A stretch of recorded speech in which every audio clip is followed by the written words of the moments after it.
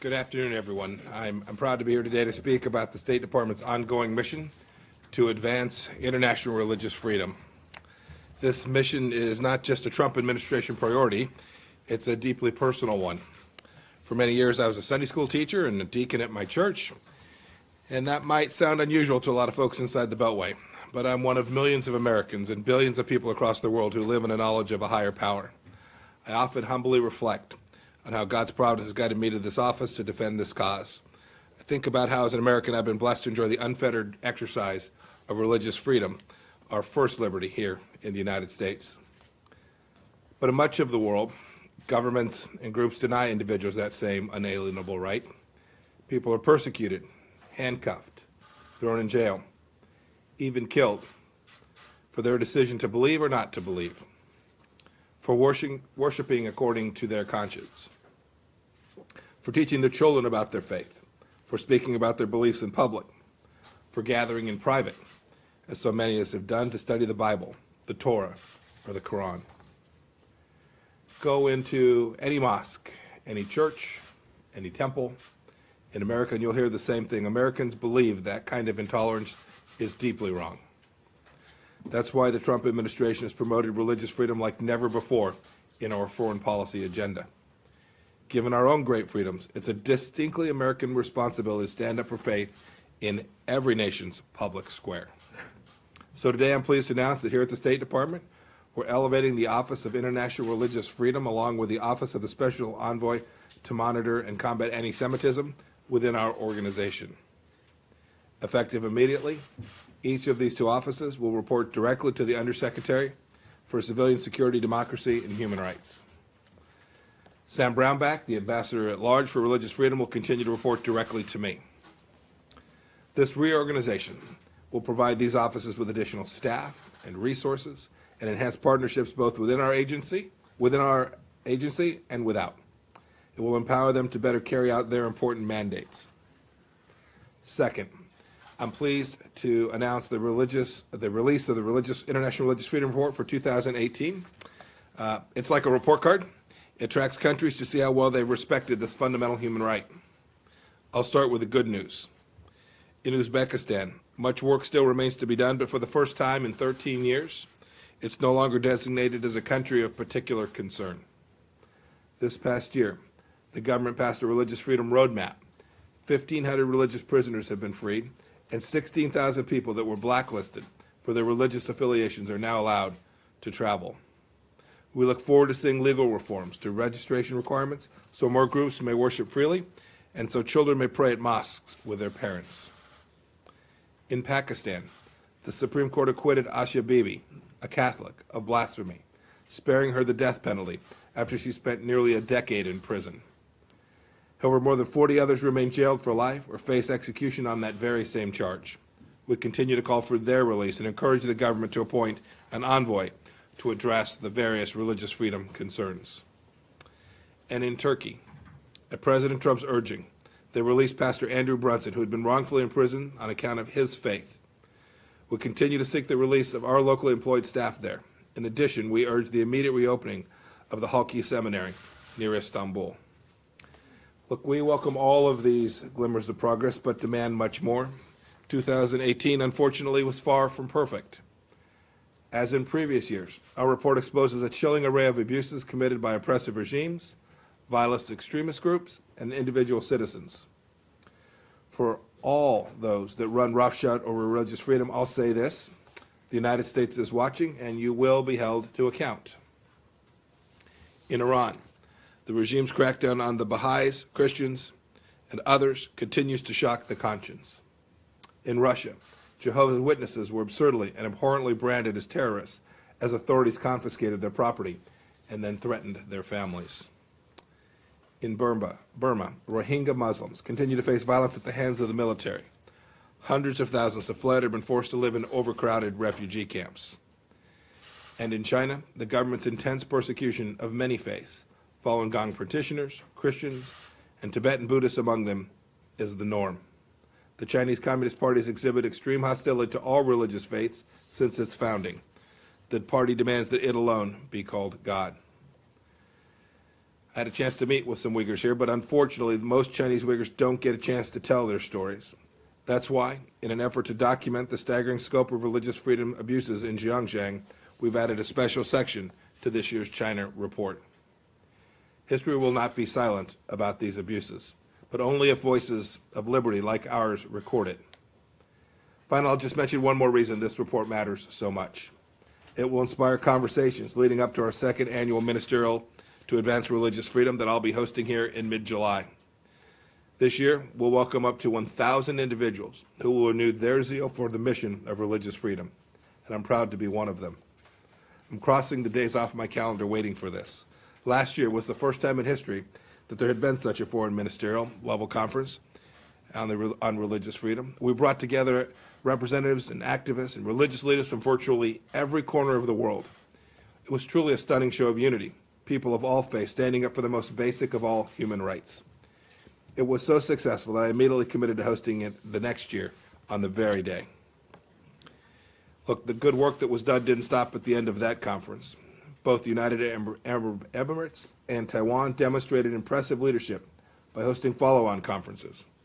And the International Religious Freedom Fund, which we launched to support victims of persecution and give groups the tools to respond, has already received millions of dollars.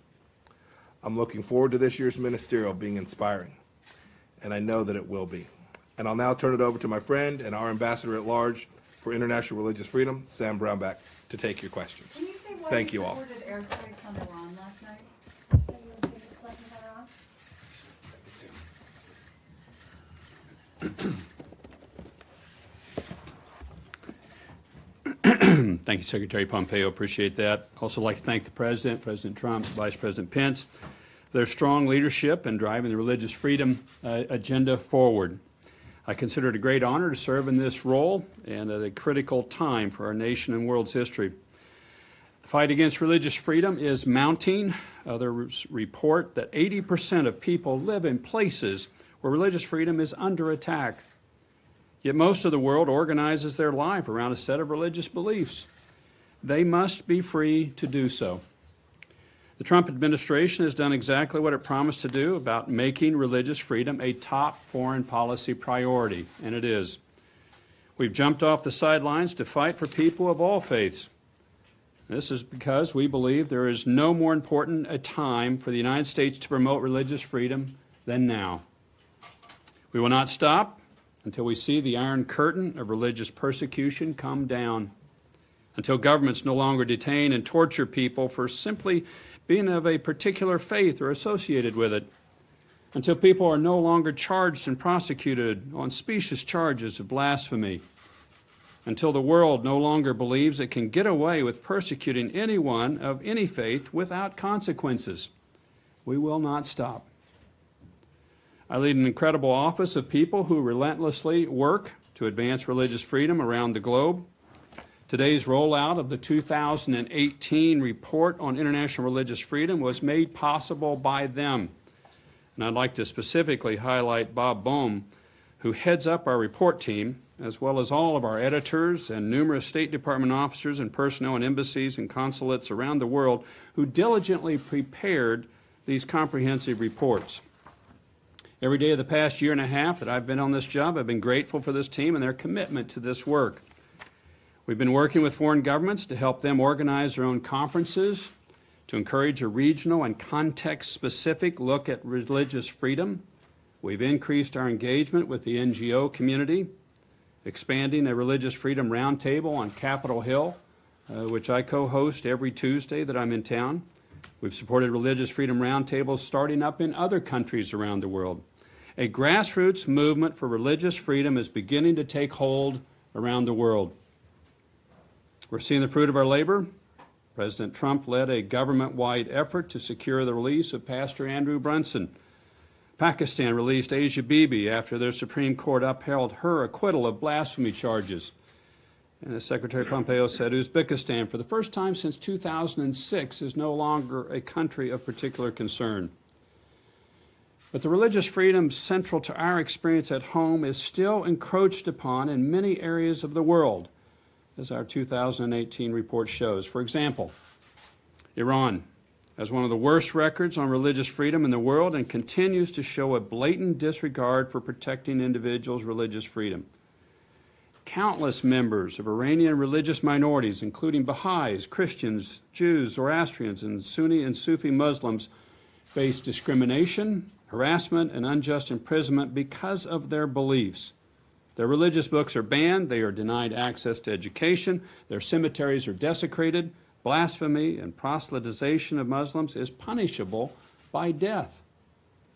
Last year, the Iranian regime violently cracked down on the peaceful protest of a Gaddafi Sufi dervishes in what Human Rights Watch called one of the largest crackdowns against a religious minority in Iran in a decade. To Iran, we say we are watching and we will stand up for all those whose right to religious freedom is infringed upon. China has declared war on faith. We've seen increasing Chinese government abuse of believers of nearly all faiths and from all parts of the mainland. In Xinjiang, China has detained more than 1 million ethnic Muslims in camps that are designed to strip away the culture, identity, and faith of these religious communities. We share reports again that others make that Chinese authorities have subjected prisoners of conscience, including Falun Gong, Uyghurs, Tibetan Buddhists, and underground Christians, to forcible organ harvesting. This should shock everyone's conscience. China also continues to interfere in Tibetan Buddhist practices and Tibetan culture, including by interfering in the selection, education, and veneration of Tibetan Buddhist lamas. They've increased their repression of Christians, shutting down churches and arresting adherents for their peaceful religious practices. And to this we say to China, do not be mistaken, you will not win your war on faith. This will have consequences on your standing at home and around the world. In Eritrea, authorities continue to confine Eritrean Orthodox Church Patriarch Antonios, who has been under house arrest since 2006. He, along with hundreds of other prisoners of conscience, should be freed. In Turkey, the government President Erdogan continues to keep the Halki Seminary closed. We're calling them to let it be reopened. And in Nicaragua, religious leaders report constant surveillance, intimidation, and threats. The National Police assault priests in full daylight, revealing the government's contempt for any religious leaders they view as a threat to their authority. The United States cannot secure religious freedom alone. We need everyone's help. Everyone has a stake in the fight. That's why this year's second ministerial to advance religious freedom is more important than ever. We expect this year's event to be bigger, broader, and better than last year's groundbreaking event. The continuing and complex challenges to religious freedom demand an even greater stage with more stakeholders working together to identify solutions. The ministerial will also provide a platform to amplify the voices of survivors of religious persecution, these from around the world, whose stories will demonstrate the unrelenting power of faith. Our work is still cut out for us. We must move religious freedom forward around the world. We look forward to working with other governments and our partners in civil society and the religious community to do just that. Thank you very much for joining us today, and I'm glad we could present this report to you. Okay. Nashville. Hello, sir. Thank you for all that you do for our country and for all these other countries. What is the status report in South Africa with the Christians, the white genocide that's going on there? Are you actively involved in that area? The report covers every country outside of the United States. So the South African piece is reported upon. And what we do in the report is we report of what's taking place. Oh, okay. So that's there, and you can go to the report online and look it up and see what's there. Okay. Yes, ma'am. Yes, my name is Lucy Guys. Tim Karimi, I'm from Afghanistan, Afghan journalist. My question is regarding Pakistan. Pakistan has attacked its religious minority for many, many years. What pressure can the United States use to ensure that Pakistan stop their religious attacks? Yeah. We put Pakistan on a special watch list this past year for the first time. The report we're putting out today, then we will make other determinations off of this report, but we put them on the special watch list. I visited them, went to Pakistan earlier this year. We were in frequent contact with them. I've met with embassy officials to cite the issues that are going on in Pakistan. Unfortunately, there's been a lot of harm to various religious communities that have taken place in Pakistan. It's a country I've worked with often in the past, and it's my hope we're going to start to see some progress. Knox Thames of my staff is here, has been there recently as well. We hope to get into some really, I would hope, some key negotiations with Pakistan to try to move them forward on protecting their religious minorities because of all the things noted in our report and in other places. So we've got a keen eye focused on them and hope to work with them and to get them off the special watch list, but they're going to have to take actions themselves. Thank you. Thank you.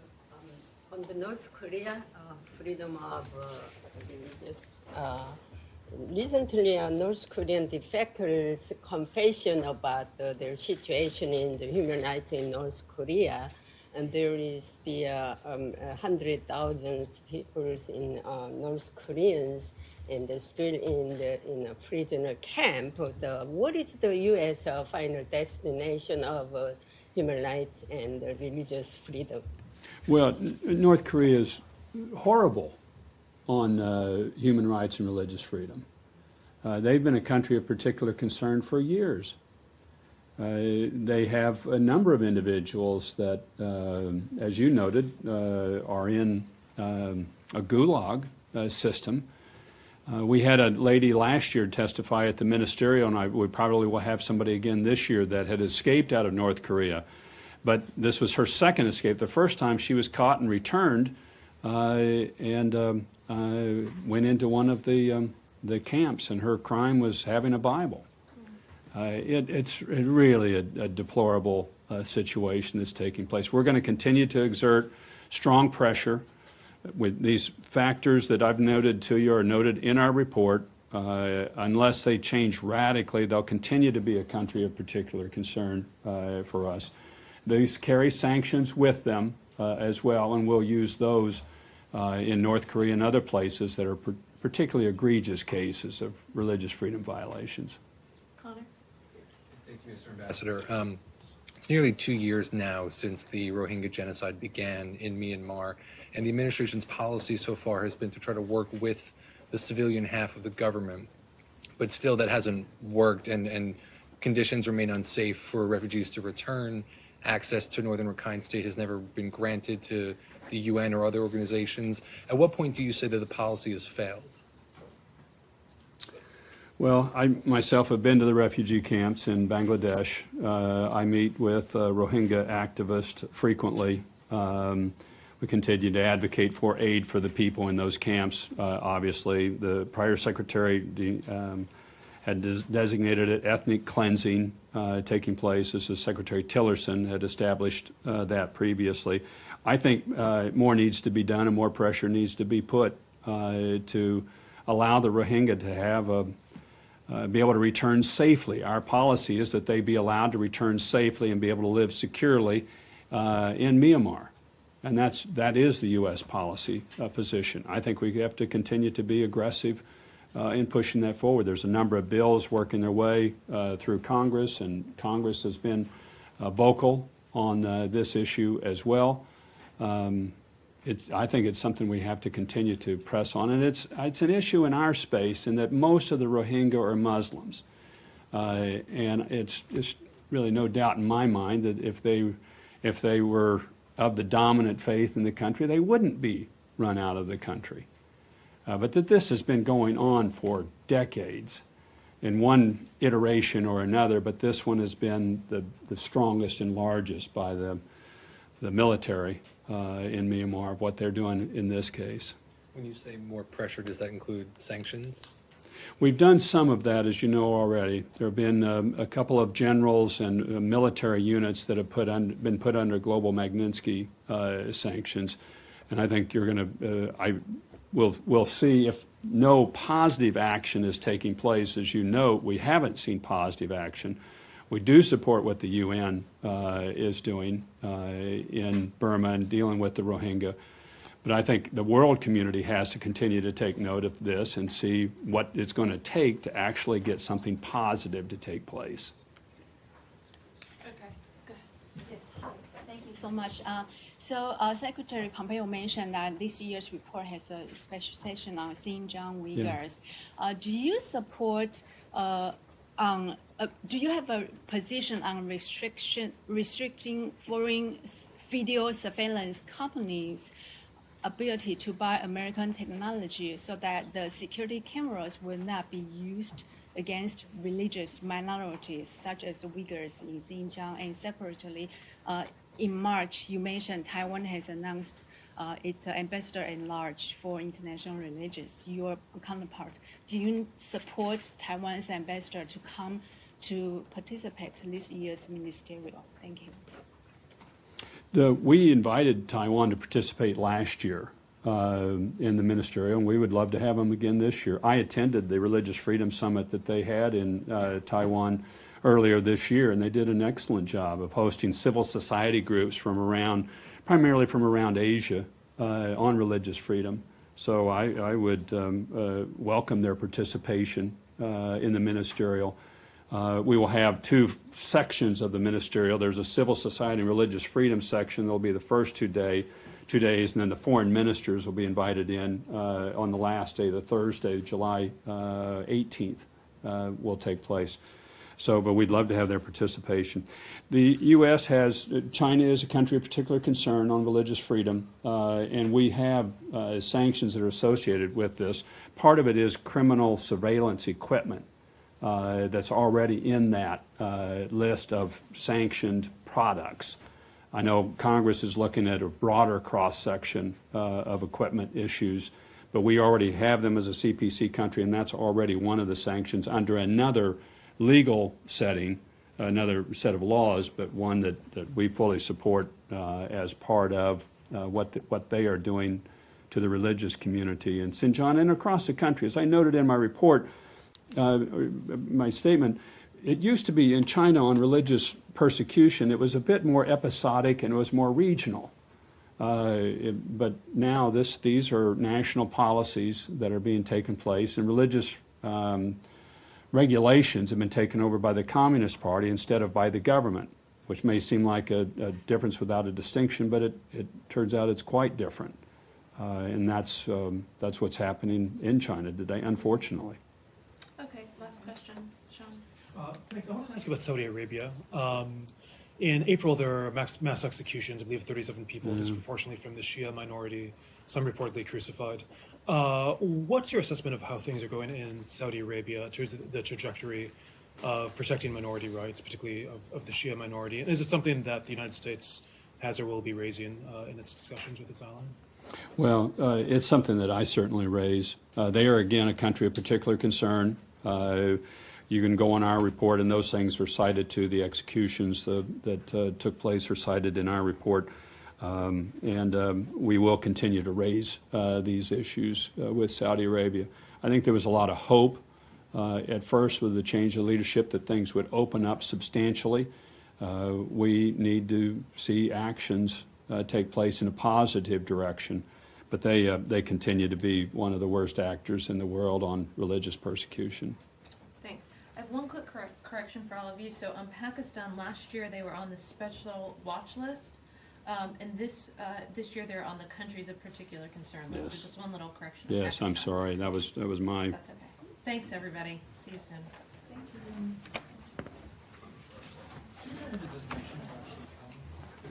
90 days after the report is what the statute requires.